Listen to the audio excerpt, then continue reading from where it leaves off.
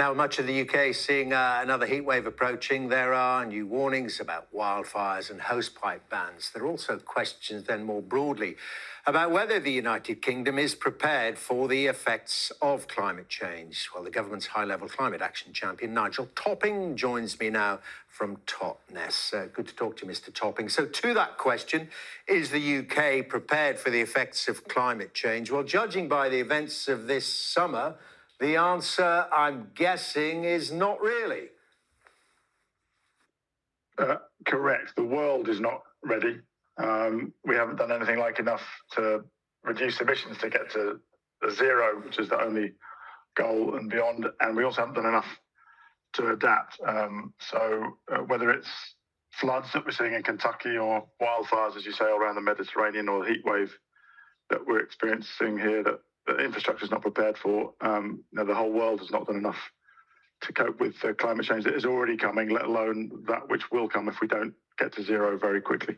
So what have we got to do? I mean, I'm talking to experts like yourself. We know that even if we went back to the Stone Age right now and cut emissions altogether, the climate's going to take a long time to turn around. We're seeing those effects. We're seeing it in terms of the heat, the drought, and then, of course, in different seasons, the flooding and the snow and ice. So, I mean, there's just so much to do to deal with that. There is a lot to do, but the really good news is that the path to a resilient zero carbon economy in the future is the path to a stronger economy, to more jobs, to more growth, to better health outcomes throughout the world. So, I mean, Lord Nick Stern, who's the leading climate economist, says it's the only growth story of the 21st century. And whether it's BlackRock or Moody's or Swiss Re, all the analysis tells us that the global economy will be bigger and healthier, and there'll be less losses economically and human when we tackle the climate crisis and get to zero as quickly as possible and put in place the actions to make us more resilient. But let's talk about the resilience and talk about some of the specifics right now, and in particular water. I mean, it is extraordinary that a country like the United Kingdom is facing these water shortages, given the amount of rainfall and, of course, the advanced technologies. They're not even that advanced concerning desalination. I understand that one of the plants that we have is not working at the moment because it's been maintained. I mean, we have a pretty rubbish performance when it comes to delivery of water. Is that down partially to the privatisation of the water companies? The honest answer is I don't know. I mean, my role is a global one, working with the private sector and local government all around the world. But pretty consistently, the problems are down to a lack of appropriate investment in the known solutions. And a lot of that is infrastructure investment.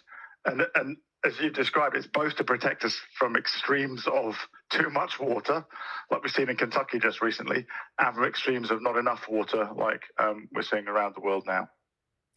So in terms of developing the technologies and extending the existing technologies that cut emissions, what do they do? What can they do then to help mitigate the effects as well at the same time?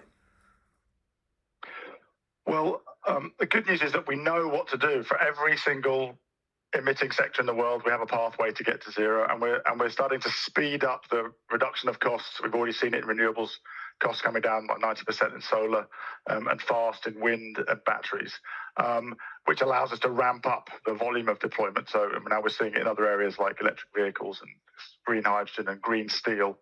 So we can stop investing in the old technologies and invest in the new technologies. But we also need to do things like invest in our housing stock, around the world. But it depends on the weather. But here in the UK, we have notoriously leaky housing, which means that we're wasting money and fuel heating in the winter, and we're also not keeping cool in the summer.